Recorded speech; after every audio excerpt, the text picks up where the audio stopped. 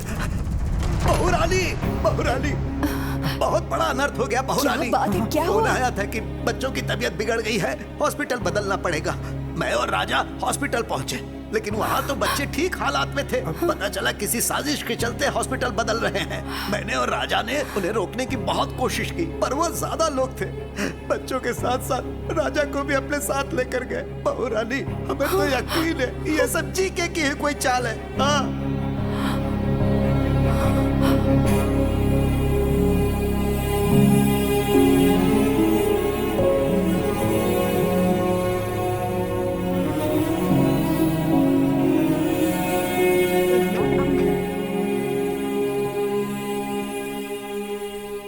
भाभी की इतनी मिस कॉल्स।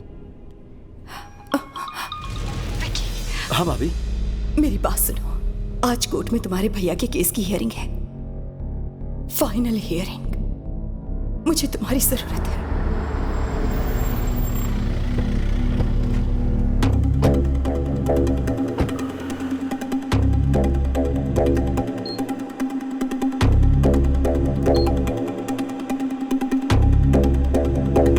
भाभी, कोर्ट के बजाय यहाँ क्यों ले आई हो? क्या हुआ है भैया को?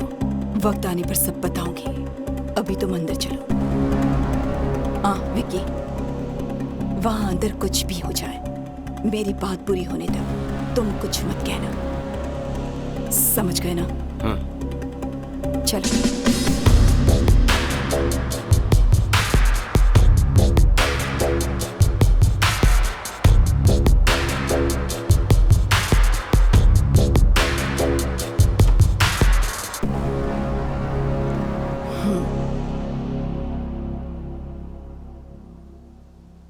पापा राव, मेरे पति कहाँ हैं?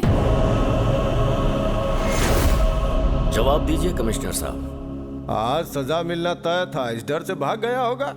कोर्ट का फैसला आते ही चूहे को उसके बिल से ढूंढ निकालेंगे। झूठ बोलने की भी हद होती है। बच्चों की आड़ में मेरे पति को हॉस्पिटल में बुलवाकर वहां से उन्हें किडनैप करवाकर कहीं ले गए। पुलिस ने अभी तक कोई एक्शन नहीं लिया है, मतलब कि वो भी तुमसे मिले हैं। अब तुम्हें सच पता नहीं होगा, कहाँ है मेरे पति? एक बार दामाद जी केस जीत जाएं, फिर मैं उसे भी ढूंढ निकालूंगा। वो शर्म की वजह से कहीं ट्रेन के सामने न कूद जाए। अब राजा राम का कोई बेटा तो है नहीं, उसकी चिता को आग देने का शुभ कार्य भी उसी के हाथों करवा लेना।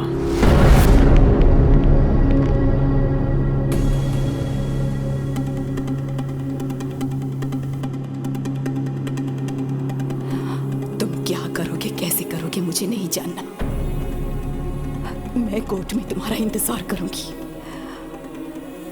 वो कहीं भी क्यों ना हो, 10:30 बजे उन्हें कोर्ट में लाना तुम्हारी जिम्मेदारी है। वो अगर केस हार गए तो मैं सह नहीं पाऊंगी, और वो भाग गए ऐसा इल्जाम बर्दाश्त नहीं होगा।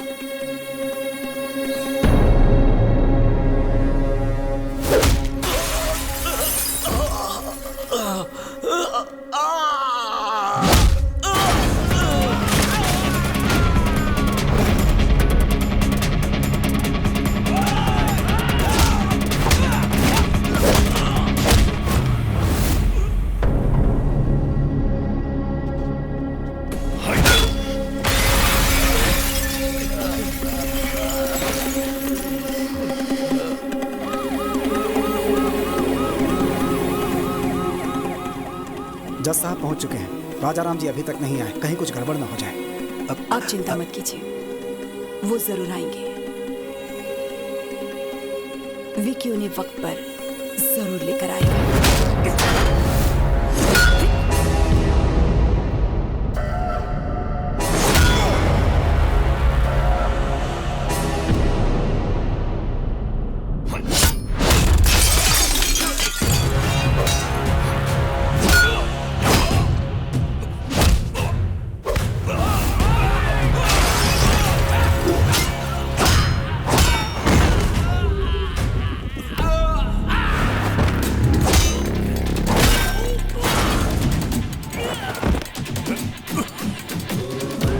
भैया, भैया, आप ठीक है ना?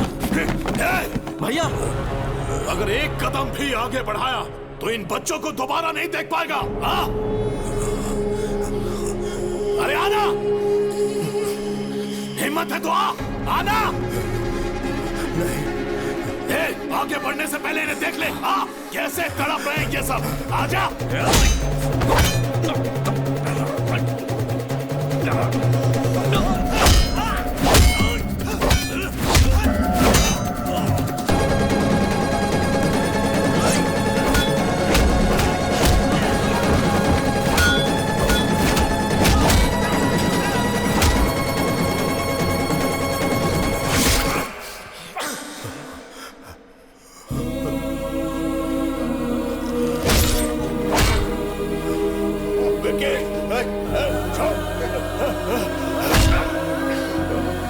क्यों वकील बाबू, राजा राम नहीं आया ना?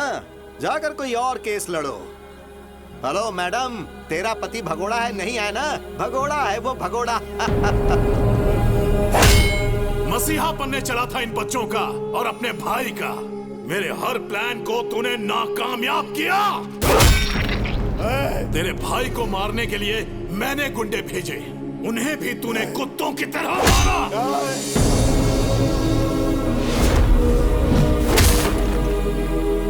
जब तेरा भाई फैमिली के साथ यज्ञ कर रहा था, मैं तभी उन सब की समाधि बना देता, लेकिन वहां पर भी तू ढाल बन गया। तेरी मौत किस तरफ से आएगी कोई नहीं जानता। मेरे रहते तू मेरी फैमिली को टच भी नहीं कर सकता, उनके चेहरे की खुशी नहीं मिटा सकता। मुझे चैलेंज किया था ना, मैंने जो शादी रुकवाई तूने वो भी करवा दी। समधी जी ने कहा है कि 2 दिन में एंगेजमेंट कर लीजिए। मुखर्जी को यहाँ बुलवाकर बैल राजू को भी हमने ही मरवाया, और तभी तुम्हारी कमजोर नब्ज मेरे हाथ लग गए।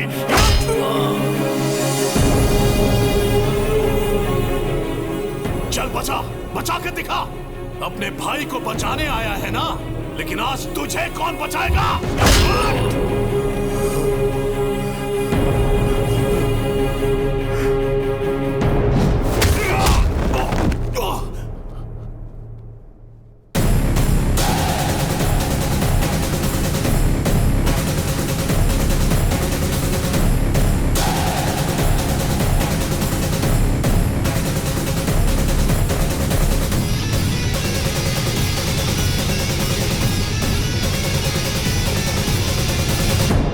सही था विकी। पाप करने वाले को पुण्य का पाठ पढ़ाना और अधर्म करने वाले को धर्म के बारे में समझाना मंजूर है।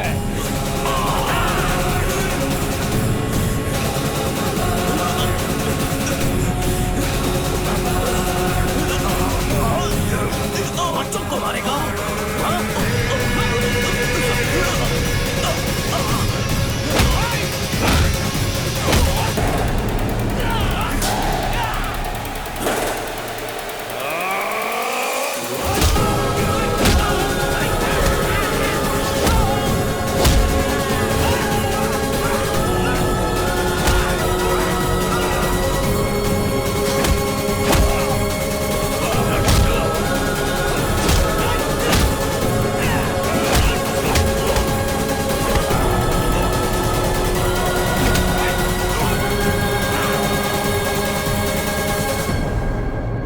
माय लॉर्ड, आज केस की लास्ट हियरिंग है, शायद इसीलिए कोर्ट में आने से कतरा रहे होंगे। वो केस हारेंगे सजा से बचने के लिए शायद अब तक इस स्टेट से या फिर देश छोड़कर भागने की फिराक में होंगे। रिपोर्टर मैडम, खबर मुझसे सुन लो, वो भाग गया। ऑडियंस को ब्रेकिंग न्यूज दे दो।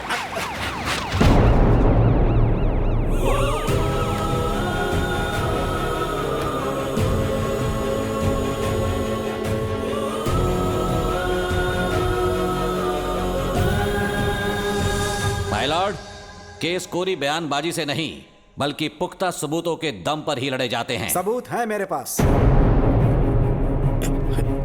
जीके के खिलाफ सारे सबूत इसमें हैं। राजू, मेरा नाम बैल राजू है। जीके ने मुझे पैसों का लालच दिया। अनाथ आश्रम में जो खाना भिजवाया गया उसमें जहर मैंने ही मिलाया, और राजा राम जी को भनक तक नहीं लगी। वो तो बेचारे देवता है, बेगुनाह है सर।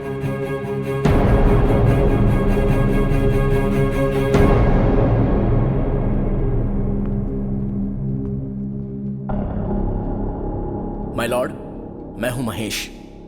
जीके फूड कंपनी में मैंने एज अ फूड साइंटिस्ट काम किया है। उनके प्रोसेसिंग यूनिट से आने वाला हर एक प्रोडक्ट मिलावटी है। अच्छे टेस्ट के लिए और ज्यादा दिन तक प्रिजर्व रखने के लिए वो हानिकारक केमिकल्स उसमें मिलाते हैं और फिर लैब में टेस्ट करने के लिए भेजते हैं। इसमें बच्चों के भी प्रोडक्ट शामिल हैं सर। ये सब कुछ मुझसे देखा नहीं जा रहा था और इस बात के लिए मुझे और मेरे परिवार को मारने की धमकी भी दी गई है। माय लॉर्ड, अपनी प्रॉपर्टी या जायदाद बचाने के लिए या शेयर के भाव बढ़ाने के लिए, अपने होटल की शाख बढ़ाने के लिए ये सब नहीं कर रहा हूं मैं, बल्कि हमारे लिए, हमारे बच्चों के लिए, आने वाली जनरेशन के लिए ये जंग लड़ रहा हूं। लफ्जों से अच्छा खेल खेल लेते हैं। ये राजा राम अपने कॉम्पिटिटर जीके के प्रति रोज नए षड्यंत्र रच रहे हैं। इसमें षड्यंत्र क्या है? जीके के बनाए प्रोडक्ट्स खाकर हजारों बच्चों को कैंसर हो चुका है। ये भी निजी मामला लगता है क्या? रुकिए, आपको जो भी कहना है कटघरे में आकर कहिए। My lord, what we eat is what we are. जैसा हम खाएंगे वैसे हम बनेंगे। माँ के दूध से ज्यादा बच्चे मिल्क पाउडर पीते हैं। घर के खाने के बजाय बिस्किट, चॉकलेट सिरप, आइसक्रीम्स खाते हैं। बाहर पिज्जा बर्गर खाते हैं और उन सब चीजों में ये मिलावट करते हैं। Nature identical flavour, substance, thickness, preservative, danger जैसे वार्निंग्स को छोटे छोटे अक्षरों में लिख दिया जाता है और हर घर में पहुंचा दिया जाता है। पैकेज फास्ट फूड खाने के बाद हमारे शरीर में ब्लड नहीं सर, केमिकल्स दौड़ रहे हैं। लोगों की जान से खेलने वाली हर कंपनी को बंद कर देना चाहिए और मिलावट करने वालों को फांसी की सजा मिलनी चाहिए। ऐसा कानून जल्द आना चाहिए सर, वरना आने वाली जनरेशन हमारी आंखों के सामने मरेंगे और हम कुछ नहीं कर पाएंगे। हमारे छोटे बच्चों को भले ही मुफ्त चिकित्सा या मुफ्त शिक्षा ना मिल पाए, पर यह उनका हक है कि उन्हें स्वस्थ जीवन मिले। माय लॉर्ड, ये तो कोर्ट में नेता की तरह भाषण देने लगा। Stop it. इतनी अच्छी बातें तुम्हें भाषण लग रही हैं? वो अपने स्वार्थ की बातें नहीं कर रहा, वो समाज की भलाई और हमारे भविष्य की बातें कर रहा है। हर साल कोर्ट में इस तरह के केस आते हैं, पर ये केस पैसों की कमाई से कहीं हटकर है, समझ गए? अगर हमारे नेता बिजनेसमैन राजा राम की तरह सोचने लगे तो इस देश में हजारों बच्चे बीमार होने से बच सकते हैं, भविष्य सुधर सकता है। सबूतों और गवाहों को मद्देनजर रखते हुए जीके फूड्स को दोषी करार देती है और उसके हर एक प्रोडक्ट को बैन करती है। पुलिस को यह आदेश दिया जाता है कि वो फैक्ट्री को सील कर दे। साथ ही राजा राम पर लगाए गए सारे इल्जाम बेबुनियाद हैं और उन्हें बाइज्जत बरी किया जाता है। Court is adjourned.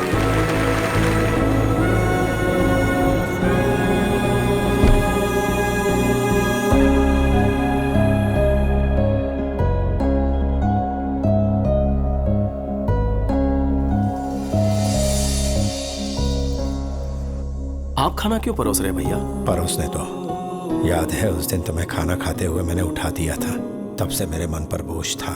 जेठ जी आप बैठिए ना, मैं सर्व करती हूँ, आप बैठ जाइए। विकी, ये लो तुम्हारी पसंदीदा करी, आराम से खाओ। दीदी, सब कुछ देवर को ही खिलाओगी या अपने भाई पर भी ध्यान दोगी? ए, ये मेरा देवर नहीं है, बेटा है। ओहो, तो फिर सारा खिला दो उसे। लाओ भाई, हम खुद ही खा लेते हैं। अरे अरे अरे अरे आराम से थोड़ा सा लीजिए ना। खाना बहुत स्वादिष्ट बना है। अरे थोड़ा और दो ना।